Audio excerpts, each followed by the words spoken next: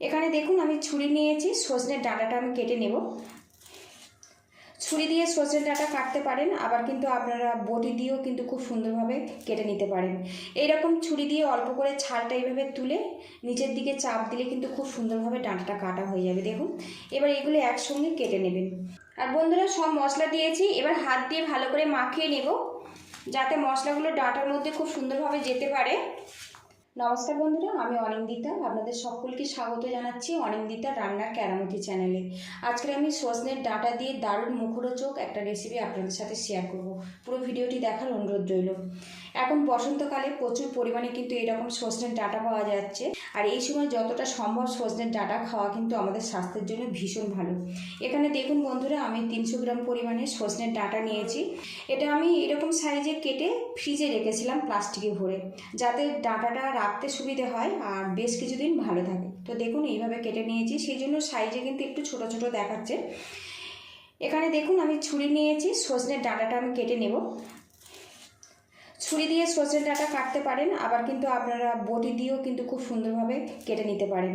এইরকম ছুরি দিয়ে অল্প করে ছালটা এইভাবে তুলে নিচের দিকে চাপ দিলে কিন্তু খুব সুন্দরভাবে ডাঁটাটা কাটা হয়ে যাবে। দেখুন, এবার এগুলো একসঙ্গে কেটে নেবেন। আর বন্ধুরা, অবশ্যই কিন্তু সজনে ডাঁটার গায়ে যে খোসাটা আছে এটা কিন্তু ফেলবেন, না হলে না খেতে ভালো লাগবে না। পুরো খোসাটা ফেলে দিয়ে রান্না করে দেখবেন বন্ধুরা, অনেক কিন্তু সফটিভাবে তৈরি হবে। তো দেখুন, ডাঁটাটার খোসাটা কিন্তু আমি সুন্দরভাবে ছেড়ে নিয়েছি। এবারে এখানে এই রকম করে আমি টুকরো করে নেব, এইরকম সাইজে। আপনারা বড় ছোট যেমন ইচ্ছে টুকরো করে নিতে পারেন। তো দেখুন আমি এইভাবে কেটে নিচ্ছি। আর বন্ধুরা, প্রতিদিনের মতো আপনাদের কাছে একটা রিকোয়েস্ট করছি, ভিডিও শুরুতে একটা লাইক দিয়ে ভিডিওটি কন্টিনিউ করবেন। আর চ্যানেলে নতুন হয়ে থাকলে প্লিজ বন্ধুরা চ্যানেলটিকে সাবস্ক্রাইব করে আমার পাশে থাকবে। এইভাবে কেটে নেব। এইভাবে কাটলে কিন্তু খুব ঝটপট রেডি হয়ে যায়।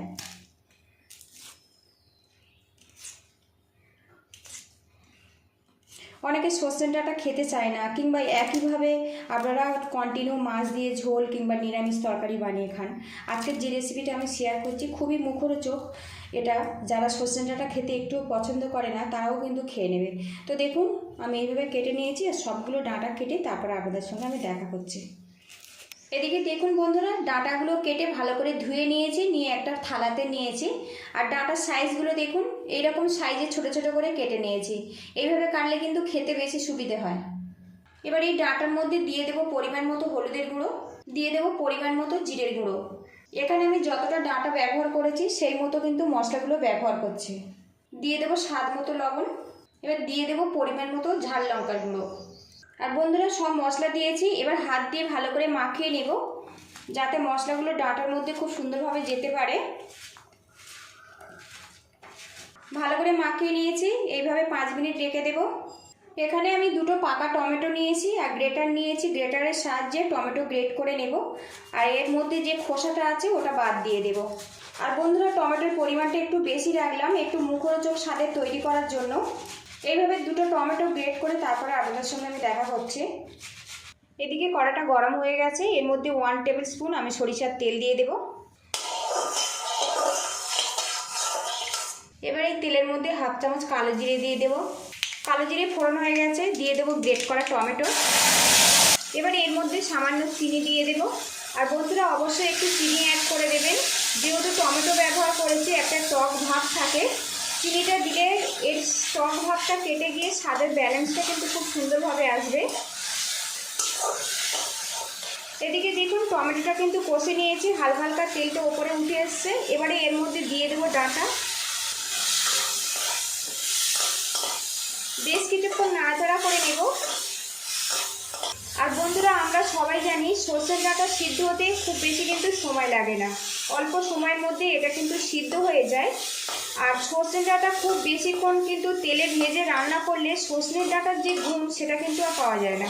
সেই জন্য অল্প সময়ের মধ্যে নাড়াচাড়া করে এটা রান্না করে নিতে হবে। বেশ কিছুক্ষণ মশলার সাথে কষিয়ে নিয়েছি, দেখুন বেশ সুন্দরভাবে কিন্তু কষাটা হয়ে গেছে। এবারে এর মধ্যে আমি দিয়ে দেব জল। আপনারা যদি একটু ঝোল ঝোল পছন্দ করেন তো জলের পরিমাণটা বাড়িয়ে দেবেন। আরও কিছুটা জল দিয়ে দেব। এদিকে দেখুন গ্রেভিটা কিন্তু ফুটে গেছে। এবারে এর মধ্যে কাঁচা লঙ্কা দিয়ে দেব। একটা কাঁচা লঙ্কা দুটো ভাগে ভাগ করে নিয়েছি, এর মধ্যে দিয়ে দিলাম, এতে ফ্লেভারটা খুব ভালো আসবে। এবার একটা পাত্র দিয়ে ঢেকে 5 মিনিট রান্না করে নেব, এতে ডাঁটাটা সিদ্ধ হয়ে যাবে। গ্যাস লিডটা একদম মিডিয়ামে রাখবো। ঢাকনাটা খুলে নেব। আর বন্ধুরা এখন কিন্তু আমার ডাঁটাটা প্রায় সিদ্ধ হয়ে গেছে, আর এইরকম একটু গ্রেভি গ্রেভি রেখেছি ভাতের সাথে খাওয়ার জন্য। এবারে এর মধ্যে দিয়ে দেবো সর্ষে পোস্ত বাটা। এখানে আমি কালো সর্ষে ব্যবহার করেছি।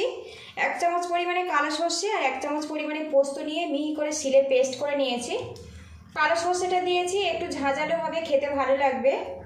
সর্ষে দিয়েছি, আরও 2 মিনিটের মতো রান্না করে নেব। এদিকে দেখুন বন্ধুরা, দারুণ মুখরোচক স্বাদের সজনে ডাঁটার রেসিপি কিন্তু আমার পুরোপুরি কমপ্লিট হয়ে গেছে। আর এই রকম গ্রেভি অবস্থাতে নামাবো এটা, তবে কিন্তু ভাতের সাথে খেতে খুবই ভালো লাগে। আজকের রেসিপিটা যদি ভালো লাগে প্লিজ বন্ধুরা লাইক দিয়ে ভিডিওটি একটু শেয়ার করে দেওয়ার অনুরোধ রইল। আর চ্যানেলে নতুন হয়ে থাকলে চ্যানেলটিকে সাবস্ক্রাইব করে আমার পাশে থাকবেন। এবার এটা আমি নামিয়ে নেব। নামানোর আগে ওপর থেকে একটুখানি আমি সরিষার তেল দিয়ে দেবো, এতে ফ্লেভারটা খুব ভালো আসবে। আর বন্ধুরা এই রেসিপিটা কিন্তু গরম ভাতের সাথে খেতে ভীষণ ভালো লাগে। যারা সজনে ডাঁটা খেতে একটুও পছন্দ করেন না, কিংবা একঘেয়েমি রেসিপি আর ভালো লাগছে না, একবার কিন্তু এইভাবে বানানোর অনুরোধ রইল। এইভাবে বানালে অবশ্যই কিন্তু কমেন্ট বক্সে জানাবেন কেমন হয়েছে। এবার এটা নামিয়ে তারপরে আপনাদের সঙ্গে দেখা করছে। তো বন্ধুরা পরিবেশনের জন্য রেডি করে নিয়েছি, আর আজকের আমি গরম ভাতের সাথে পরিবেশন করব। রেসিপিটা যদি ভালো লাগে প্লিজ বন্ধুরা লাইক শেয়ার সাবস্ক্রাইব করে আমার পাশে থাকবেন।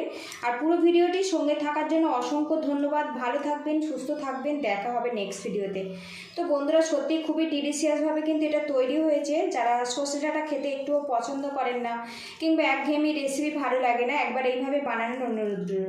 এইভাবে বানিয়ে একবার খেতে পারেন, খেতে কিন্তু সত্যিই খুব ভালো লাগে। জাস্ট বন্ধুরা অসাধারণ অসাধারণ খেতে হয়েছে। এই এক পদ যদি থাকে বন্ধুরা, আর অন্যরকম কোনো কিছুর প্রয়োজন হবে না। এই এক পদ দিয়েই সবাই কিন্তু পুরো ভাতটাই খেয়ে নিতে পারবে।